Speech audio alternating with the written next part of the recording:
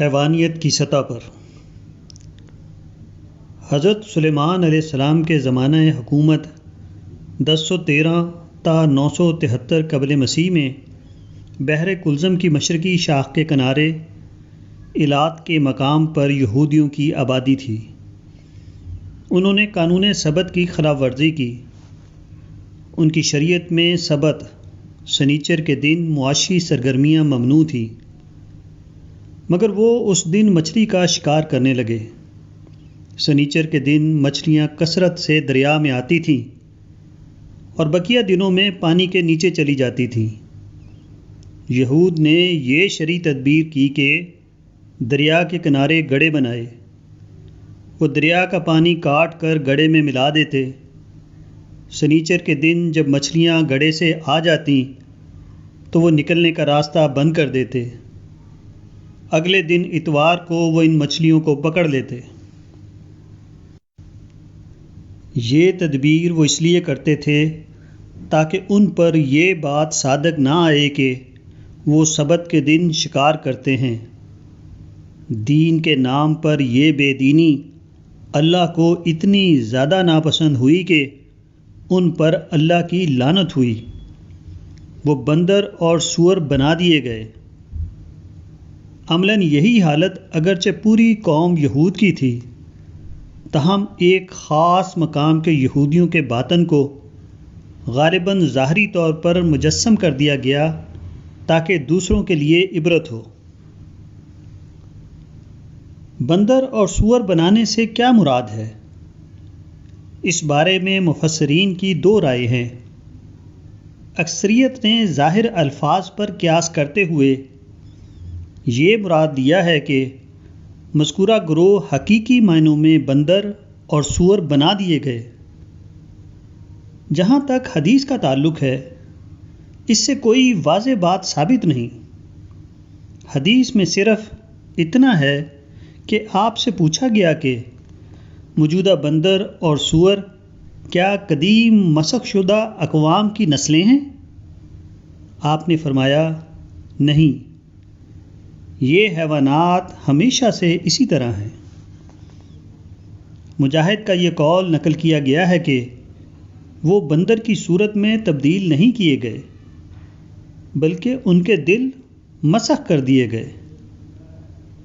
ابو عالیہ کا قول ہے کہ کونو قرادتن خاسئین سے مراد یہ ہے کہ وہ پست اور حقیر بنا دیے گئے۔ یہی رائے قتادہ اور ربیع اور ابو مالک کی بھی ہے۔ موجودہ زمانے کے مفسرین میں شیخ رشید رضا نے بھی اسی کو اختیار کیا ہے۔ سور کی خصوصیت کیا ہے؟ ستھری چیز کو چھوڑ کر گندی چیز کو اپنی خوراک بنانا۔ اس کی ایک صورت وہ ہے جو کمائی اور لین دین میں ظاہر ہوتی ہے۔ آدمی حلال ذرائع پر کانے نہ رہ کر حرام سے اپنا پیٹ بھرنے لگتا ہے۔ دوسری صورت وہ ہے جس کو قرآن میں ان الفاظ میں بیان کیا گیا ہے، اگر وہ ہدایت کا راستہ دیکھیں تو اس کو اپنا راستہ نہ بنائیں، اور اگر گمراہی کا راستہ دیکھیں تو اس کو اپنا راستہ بنا لیں۔ ایسے لوگوں کا حال یہ ہو جاتا ہے کہ وہ مثبت چیزوں کے بجائے منفی چیزوں کی طرف دوڑنے لگتے ہیں۔ ان کو اصلاح کے کاموں کی طرف رغبت نہیں ہوتی۔ البتہ ایسے کاموں کی طرف وہ تیزی سے لپکتے ہیں جن کا نتیجہ نسلوں اور کھیتیوں کی ہلاکت ہو۔ ان کے سامنے تعمیری کام کے مواقع کھلے ہوتے ہیں، مگر وہ ان کو چھوڑ کر تخریب کے راستوں میں تیزی دکھاتے ہیں۔ ابنائے نو کے لیے نفع بخش بننے کا شوق ان میں نہیں ابھرتا، البتہ ان کو نقصان پہنچانے کے نعرے پر وہ بآسانی جمع ہو جاتے ہیں۔ خاموش خدمت میں ان کے لیے اپیل نہیں ہوتی، البتہ نمائشی ہنگاموں میں وہ خوب دلچسپی دکھاتے ہیں۔ حقیقی فائدے کے منصوبوں میں ان کے لیے کوئی کشش نہیں ہوتی، البتہ بے فائدہ مشغلوں میں وہ اپنا وقت اور مال خوب خرچ کرتے ہیں۔ حتیٰ کہ نوبت یہاں تک پہنچتی ہے کہ ان کو خدائے واحد کی پرستش کی طرف بلائیے تو وہ لبیک نہ کہیں گے، البتہ زندہ یا مردہ شخصیتوں کی پوجا کے نام پر وہ جوگ در جوگ اکٹھے ہو جائیں گے۔ بے دینی کو دین کے نام پر کرنا بدترین جرم ہے۔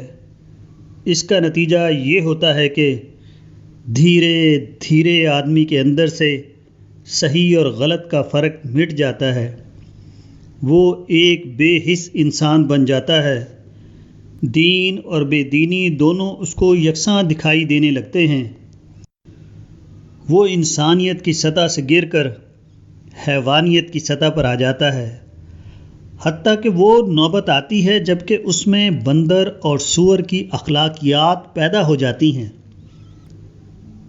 بندر کی خصوصیت کیا ہے؟ فساد اور بے حیائی۔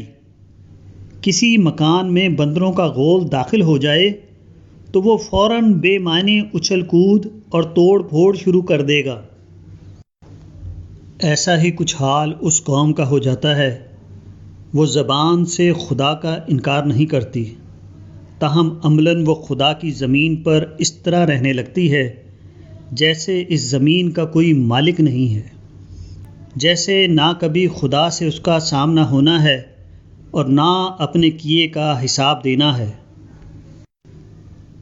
بد نظمی، غیر ذمہ دارانہ زندگی، بے معنی کارروائیاں، آپس کی چھین جھپٹ، ایک دوسرے پر غرانہ، ہمدردی اور انصاف کے بجائے ظلم و فساد کو اپنا شیوا بنا لینا، یہ اس کی عام زندگی ہو جاتی ہے۔ ایسے لوگ بظاہر انسان مگر عملاً بندر صفت ہو جاتے ہیں، وہ انسانوں کی آبادی میں اس طرح رہنے لگتے ہیں جیسے بندر جنگلوں کی آبادی میں۔